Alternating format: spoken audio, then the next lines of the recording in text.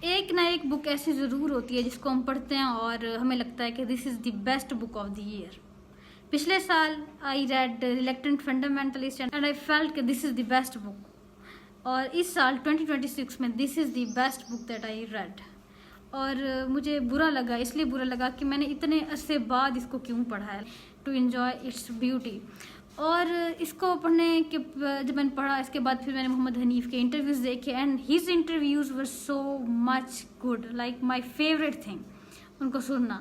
اور انٹرویو نے ان سے سوال کیا تھا کہ جب اس یہ والی بک بین تھی اور میرے لیٹ پڑھنے کی وجہ بھی یہی تھی کہ یہ بک مل ہی نہیں رہی تھی. اگر میں ان سے کہہ رہی تھی کہ شاپ والوں سے، بک سیلر سے کہ دے دیں، تو وہ کہہ رہے تھے ہمارے پاس اویلیبل نہیں ہے، بین ہے، یا پھر وہ بہت زیادہ قیمت بتا رہے تھے. So finally this year I got this book. اور یہ میں نے 450 کی لی ہے. اس کے جو بک ایجز ہیں وہ میں نے خود پینٹ کیے ہیں. جو اس میں یلو اور اورنج ہیں لائنیں وہ بڑی اچھی لگ رہی ہیں. لیکن یہ جو اس میں بلیک ہے میں نے خود ہی بلیک آئی ڈونٹ نو کیوں میں نے لگا دی، مجھ سے میس اپ ہو گیا. But still art is not, چاہے جیسا بھی ہو جائے. سو میں نے پھر یہ بک میرے ہاتھ لگ ہی گئی.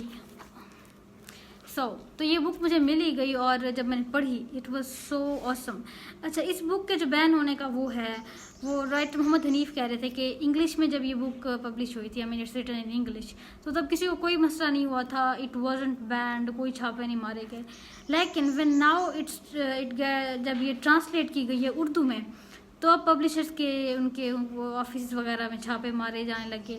اور محمد حنیف نے یہ بھی کہا کہ he received a call to. اچھا، یہ ہے ضیاء الحق کے بارے میں، like how things were in that time period. میں نے ہسٹری ویسے نہیں پڑھی، لیکن میں نے ریسنٹلی پاک اسٹڈی کو کور کیا تھا، لیکن اتنا ڈیٹیل میں نہیں کیا تھا. مجھے نہیں پتا تھا کہ اس وقت کون سے ایونٹس ہوئے تھے.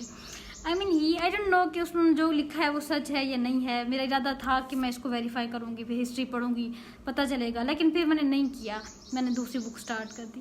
لیکن جو اس بک کے مطابق جو سٹوری ہے، جو اس بک میں بتائی گئی ہے، اس میں جو سب سے بیسٹ چیز تھی نا، وہ اینڈنگ تھی. جس طرح کہ انہوں نے اینڈنگ کی ہے نا، کہ ضیاء الحق کو ٹریپ کرنے کے لیے جتنے بھی ان کے دشمن تھے، سمجھو کہہ لیں کہ the who were planning conspiracies against him or who were planning to kill him، ان سب نے ایک ہی موقع پہ جو ہے وہ پلان بنایا. اور اگر کہا جائے نا کہ اگر by chance he was luckily وہ ایک اگر چال سے بچ رہے تھے تو دوسری میں الٹیمیٹلی پھنس رہے تھے. اگر اب جو جہاز تھا جس میں انہوں نے سوار ہونا تھا، اس میں جو آموں کی پیٹیاں رکھی گئی تھیں، اور وہ آموں کی پیٹیاں کس نے بھیجی تھیں؟ وہ ایک آدمی تھا جو علی کے ساتھ جیل میں تھا، تہہ خانے میں، اور وہ لیٹر رکھ کے جاتا ہے